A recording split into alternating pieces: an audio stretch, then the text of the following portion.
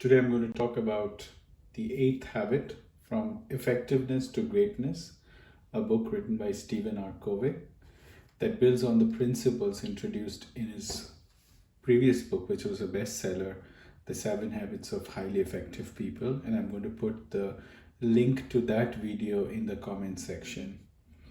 And in this eighth habit, Covey introduces a new paradigm for personal and organizational success based on finding one's voice and inspiring others to find their own.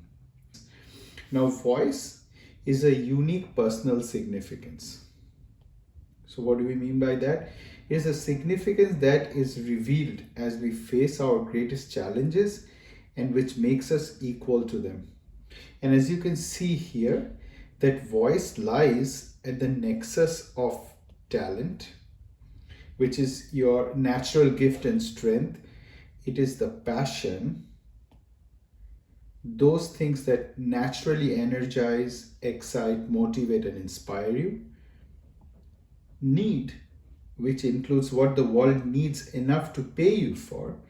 And finally, conscience, that still small voice within that assures you that what is right and that prompts you to actually do it. And when you engage in work that taps your talent and fuels your passion, that rises out to a great need in the world that you will feel drawn by conscience to meet. And therein lies your voice, your calling, your soul's code. Okay. So, how do we choose the voice, right? So, how do we find your voice?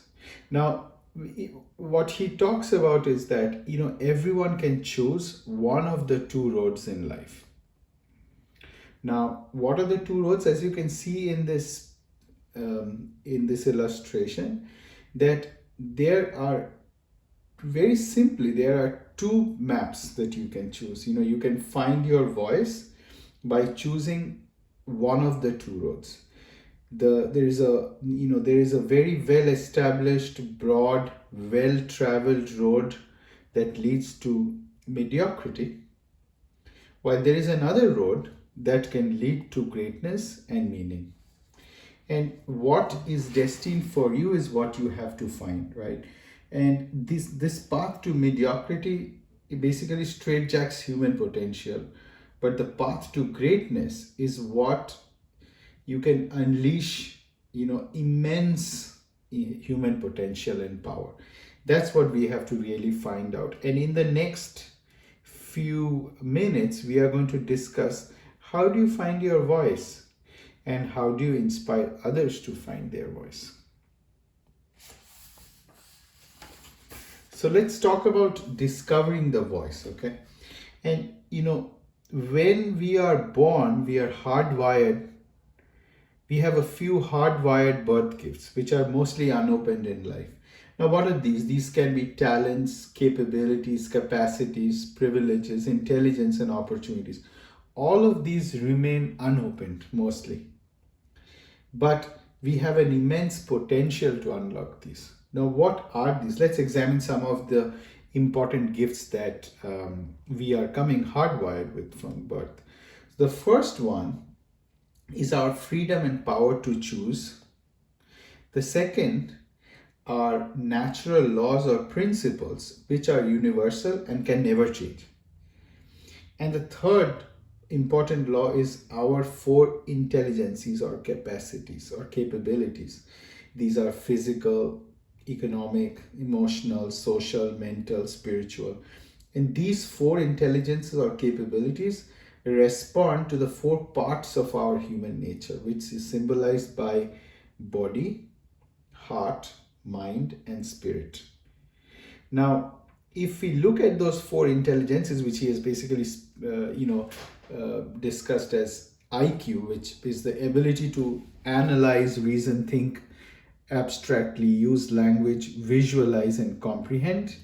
Then there is the EQ or the emotional or social, which is self-knowledge, self-awareness, social sensitivity, empathy, ability to communicate successfully with others. The third is PQ, or physical or economic, which is the capacity to act on our thoughts and feelings and to make things happen.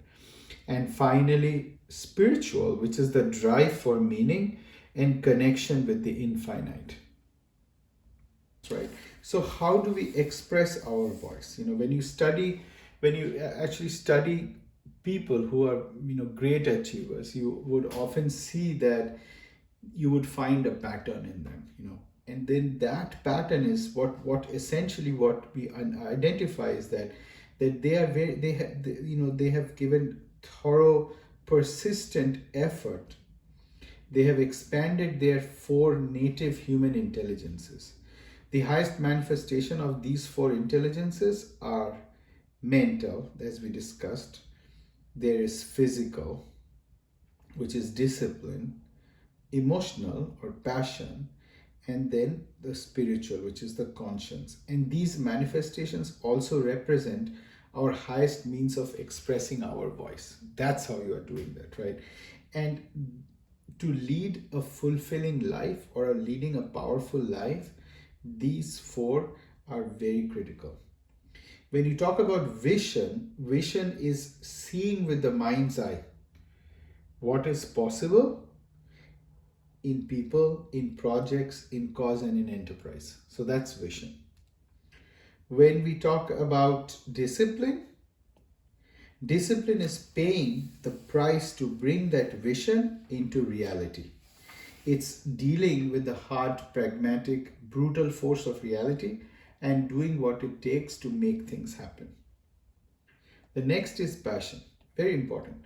Passion is the fire, the desire, the strength of conviction, and the drive that sustains the discipline to achieve that vision. And ultimately, in the middle of all of them is your conscience, or that spirit, So conscience is the inward moral sense of what is right and what is wrong, the drive toward meaning and contribution. It is the guiding force to vision, discipline, and passion. So that's why it's right in the middle.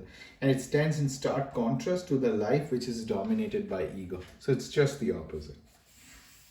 So we spoke about, how do you express your voice? Now let's talk about how do we inspire others to find their voice. Now that's called the leadership challenge. Okay. And so what is leadership? Okay. Leadership is communicating to people their worth and potential so clearly that they come to see it in themselves. That's called leadership. And here what I did, I wrote down a few points on what a successful leadership entails. So a successful leader would set direction, which would mean that, vision, customer, future. You demonstrate personal character, which means habits, integrity, trust, analytical thinking. A successful leader enables mobilize individual commitment, which is to engage with others, share the power, and finally engender organizational capabilities or build teams. And all of this requires focus and execution. And this is very critical to this eighth habit.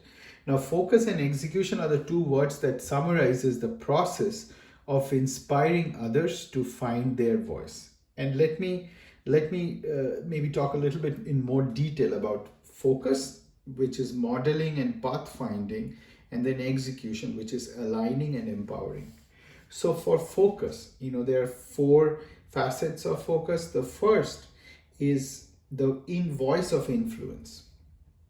The voice of influence is being a model, involves finding your own voice first. So that's what you have to do first. And then you choose the attitude of initiative, or basically what you are trying to do is you're trying to take initiative to expand your influence in every opportunity around you. The next is the voice of trustworthiness, or modeling character and competence. It lays the foundation for trust in every relationship and organization. You cannot have trust without trustworthiness. The third is the voice and the speed of trust. Modeling also involves developing strong relationship skills that build trust. And it also blends voice. We also learned how to do that. And finally, one voice. That's pathfinding, which involves creating with others a common vision about your highest priorities and the value by which you will achieve your priorities. That's one voice. So this was focus, and the other part of it is execution, or aligning and empowering.